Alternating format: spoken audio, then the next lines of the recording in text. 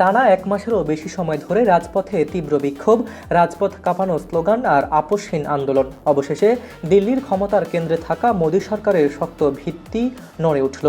শিক্ষার্থীরা প্রতিরোধ দাবির মুখে নতি স্বীকার করতে বাধ্য হলেন ভারতের কেন্দ্রীয় শিক্ষামন্ত্রী ধর্মেন্দ্র প্রধান। ঘটনার সূত্রপাত প্রশ্নপত্র ফাঁস ও একের পর এক পরীক্ষার অনিয়মকে কেন্দ্র করে। ক্ষোভে ফেটে পড়ে ভারতের হাজার হাজার শিক্ষার্থী। আন্দোলনকারী সংগঠন ককরোচ জনতা পার্টি সহ বিভিন্ন ছাত্র সংগঠন দিল্লির যন্ত্রমন্তরে দিনের পর দিন অবস্থান নিয়ে পুরো রাজনীতিতে আন্দোলনের আগুন জ্বালিয়ে দেয়। আন্দোলনকারীদের পরিষ্কার দাবি ছিল শিক্ষামন্ত্রীর বরখাস্ত ও পদত্যাগ ছাড়া সরকারের সাথে কোনো ধরনের আলোচনা বা সমঝোতার টেবিলে বসবেন না তারা।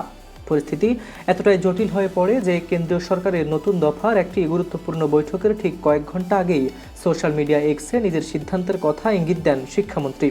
পরবর্তীতে আন্তর্জাতিক ও ভারতীয় বিভিন্ন সংবাদ মাধ্যমের খবর অনুযায়ী শেষ পর্যন্ত প্রধানমন্ত্রী নরেন্দ্র মোদীর কাছে পদত্যাগপত্র পাঠাতে বাধ্য হন ধর্মেন্দ্র প্রধান। প্রশ্নপত্র ফাঁসের বিরুদ্ধে আন্দোলনরত শিক্ষার্থীদের এই নজিরবিহীন জয় এখন পুরো ভারতের রাজনীতিতে আলোচনার কেন্দ্রবিন্দু। একটি বিশাল ছাত্র আন্দোলনের কাছে কি তবে নতি স্বীকার করতে বাধ্য হলো কেন্দ্র? আপনার কি মনে হয়, শিক্ষামন্ত্রী পদত্যাগ কি ভারতে প্রশ্নপত্র ফাঁসের মতো অনিয়ম পুরোপুরি বন্ধ করতে পারবে? আপনার মতামত কমেন্ট বক্সে জানান। আর এমন সব বিশ্লেষণধর্মী ভিডিও পেতে লাইক ও সাবস্ক্রাইব করে সাথেই থাকুন।